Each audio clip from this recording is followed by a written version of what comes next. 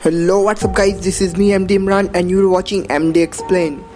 दुनिया भर में लॉकडाउन कर दी गई है और सोशल डिस्टेंसिंग के लिए प्रेरित किया जा रहा है।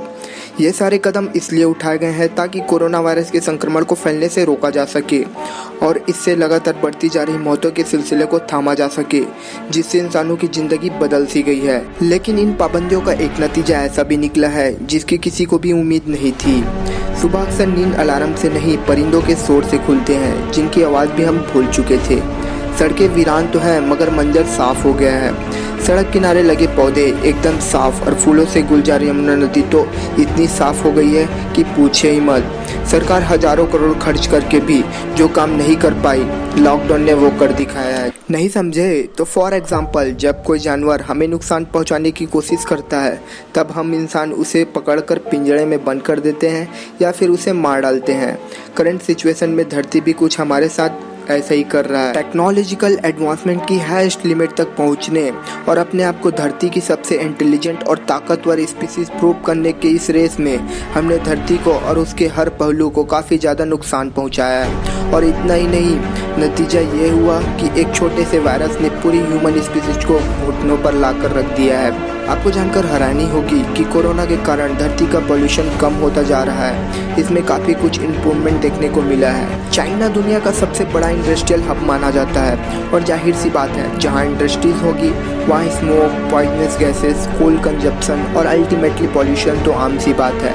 चाइना हर साल 900 करोड़ टन से ज़्यादा कार्बन डाइऑक्साइड गैस एमिट करता है, जो दुनिया में सबसे ज़्यादा है। लेकिन पिछले 2 महीने में यह आंकड़ा बहुत ही तेज़ी से ड्रॉप होता हुआ दिखा है। चाइना के CRTO ऑर्गेनाइजेशन की रिपोर्ट के अनुसार पिछले महीने के कार्बन डाइऑक्साइड एमिशन में 25% तक की कमी आई है। इंडस्ट्रीज और ट्रांसपोर्टेशन बंद होने के कारण नेचुरल रिसोर्सेज की भी बचत हो रही है और अल्टीमेटली पॉल्यूशन काफ़ी कम हो रहा है। यूनाइटेड किंगडम और इटली में पिछले साल पॉल्यूशन पर लेवल 50 से 60 तक पहुंच जाता था, वहीं अभी नोटिस करें तो 20 से ज़्यादा नहीं बढ़ रहा है।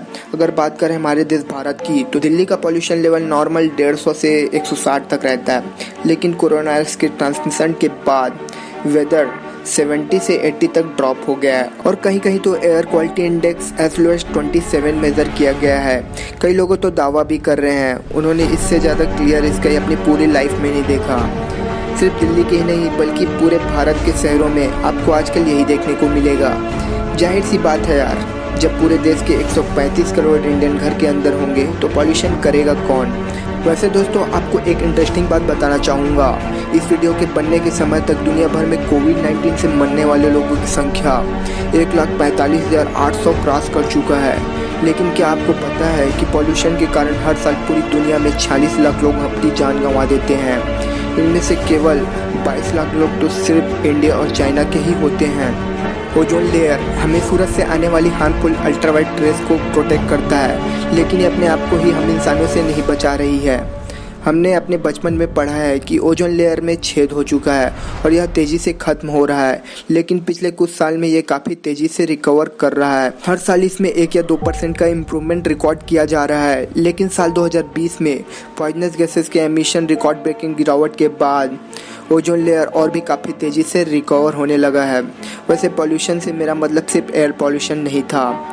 हम इंसान हर साल 630 करोड़ किलोग्राम प्लास्टिक वेस्ट को समुद्र में डंप कर देते हैं और इससे करीब 10 लाख से 1 करोड़ तक समुद्री जीवों की मौत हो जाती है।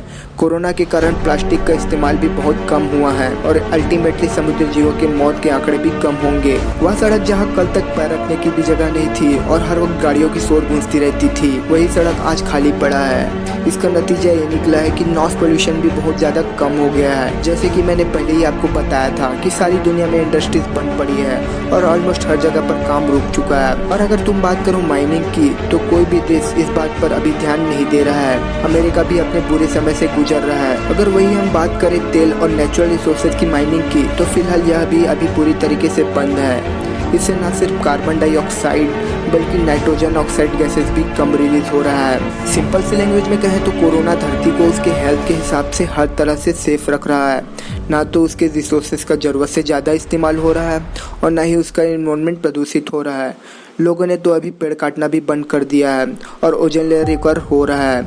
ऐसा लग रहा है जैसे मानो वायरस कोरोना नहीं बल्कि हम इंसान हैं और कोरोना असल में वो वैक्सीन है जो ह्यूमन वायरस से धरती को बचा रही है। दिन ब दिन होती मौत के बीच ऐसा कहना तो सही नहीं लग रहा, लेकिन ये बात भी सच है कि कोरोना वायरस के बचाव हेतु उठाए गए कदमों से धरती में काफ़ी सुधार आ गया है और कोरोना वायरस के खत्म होने के बाद हम इंसान को सबक लेना चाहिए कि फिर से पर्यावरण को हम नुकसान ना पहुंचाए।